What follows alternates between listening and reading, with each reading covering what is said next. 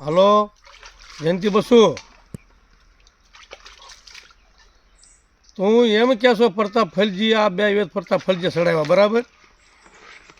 હવે તું એમ કર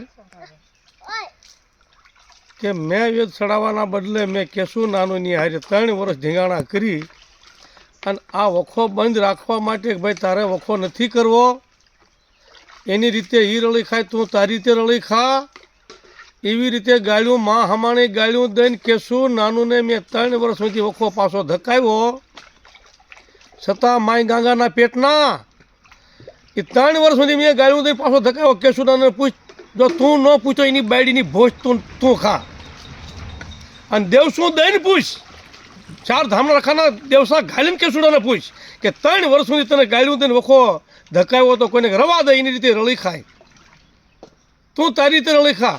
અને દેવ્યું પૂજ્યું હોય તો પૂજજો ને હવના કર્મે તમે હવના ભાગને હું પૂજી ખાજો, પણ રવા દે કેશુનાનું. જો મેં ન કીધું હોય તો તારી બાયડીની ભોજ હું ખાઉં. કેશુનાનું તું પૂછી જો કે 3 વર્ષ સુધી કેશુનાનું આ ધીંગાણું ન કર્યું હોય તો કેશુનાનું તું ન પૂછ, તારી બાયડીની ભોજ તું ખા જયંતીડા. બીજું કે તું ક્યાંય દેવીને દેવશું ખાઈને તું ક્યાંય દેવીને હા 5 પગલાં હાલીને કેશુનાનું મેં 3 વર્ષ સુધી તો ન બાજ્યો હોઉં તો.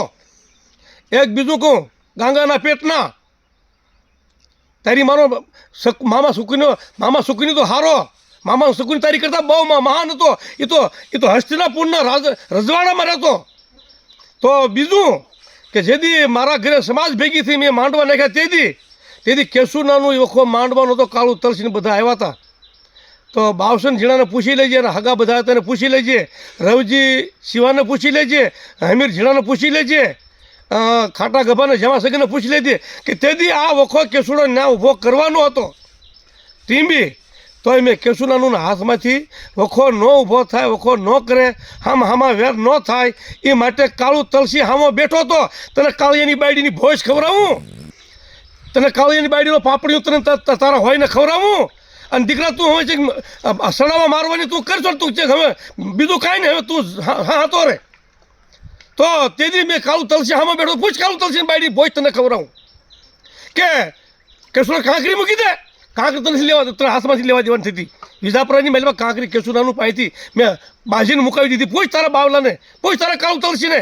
ગાંગા તારી જે વાહે વાત ન હોય સડાવા ઉતારવાની, પીઠ પાછળ ઘા ન હોય હિજડા પાવૈયા. હવે તારો વારો છે, એક ભાઈ સુરત તો હવે તારો વારો, તું બહુ પેઢી કરે ને તું હા હતો રે. તો ગાંગાના પેટના તારા વખો પાડવો તો તારા વખોનું ધ્યાન લેવું તું. અત્યારે હું ત્યાં ધ્યાન નથી આવતું તે તો અત્યારે તે વ્યવહાર કાંતિભાઈ આવે છે નાચમાં, તો કેશુભાઈને જવું પડે કે હું ઠોક ઉડાડું, દેવસા ગઢુલાના દેવસા ઉડાડું. પેલા હું સ્વાગત થઈને 3 ધામા નાખ્યા ત્યારે તને કોઈ કાનૂન ન હુજ્યો, તારે કોઈનો રેણ ન મારી શક્યો, તારે કોઈ મારી સમાજને કોઈ એનો એન્ડ ન આપ્યો. તારી ઘરે 3 દી તું ભસ્યો, 3 વખત તું બેહાર્યો, 3 વખત ભેગા કર્યા મારી નાચને, તેથી તું રેણ ન આપ્યું કોઈને. તો વખો તો માય ગાંગાના પેટના હિજડા પાવૈયા કૂતર્યા તે વખો તો 2 વખત તારી પેઢીએ તે ભેગો કર્યો, તે બોલાવ્યા હતા મારા ઘરે ટીમ્બી ભેગા થયા. તેથી મેં આ વખો જાગે એમ હતો, મેં કેશુનાનું કાંકરી હાથમાંથી લેવા દીધી કે મારા ભાઈઓમાં વેર થાગી જશે અને મારું ઘર ગવાઈ જશે. કાંકરી મુકાવી હતી ભરી સભામાં માય ગાંગા હિજડા. પૂછ તારા કાળિયાને, પૂછ જમા સગનને, પૂછ ખાટા ગભાને, પૂછ તારા બાવસન ઝીણાને, પૂછ રવજી શિવાને, પૂછ તારા કાળિયાની પ્રધાને કાળિયાને. તારી જેમ નાણાં મરામનો તારી તું છે ભેગો થાય એટલી વાત છે. મામા સુકુની તો તું શું કહેવાય પૂછ તો એ તળાદા જઈને પાલીતાણાની ગાડી ભટકાડી તળાદા જઈને ઓલા વાવડીવાળામાં છે દેવસા લખાવ્યો થાય સાબિત કરી દઉં. મામા સુકુની કોણ કહેવાય? શામલાના હગામાં ત્યાં દેવસા લખાવ્યા ખબર છે ને? હાથ વાળા નાચ બહાર મુકાવ્યા તો એને મામા સુકુની કહેવાય. કોને કહેવાય?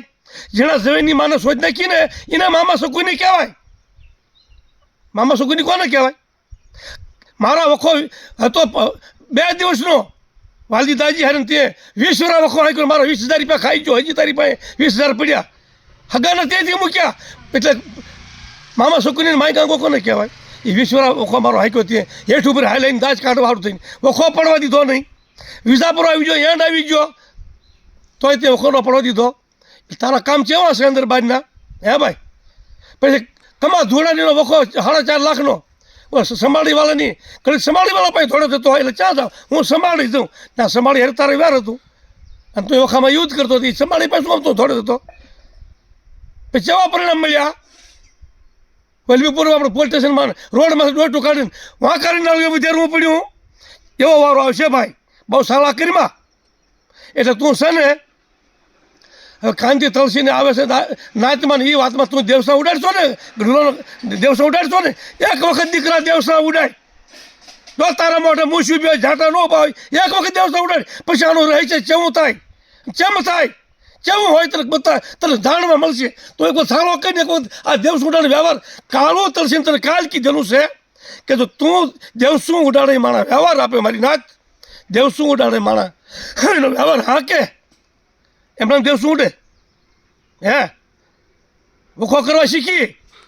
હિજડી દેવસું ઉડાડે માણા વ્યવહાર આપે અને વ્યવહાર તું આપ દેવસા ઉડાડ્યા હોય તો વ્યવહાર આપ ને તારા મોઢે છેઠા છે અને હવે તો બીજું કહીશ હજી બીજું કહીશ કોના છેઠાએ નામ પાડીને કહીશ એટલે તું વ્યવહાર દેવસા ઉડાડે વ્યવહાર આપ કાળું તલસીને વ્યવહાર ચાલુ કરી મને બહુ લાભ છે મારા કુટુંબને લાભ છે મારો તો બે બાજુ છે તને ખબર છે આ પ્રતાપ છે જયંતિ તને ખબર છે નવ કોકરી ભરત રમતા આવડે કેમ રાવણે કીધું તું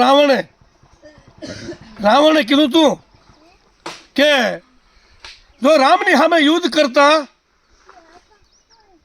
હું જીતી જાઉં તોય મારી જીત છે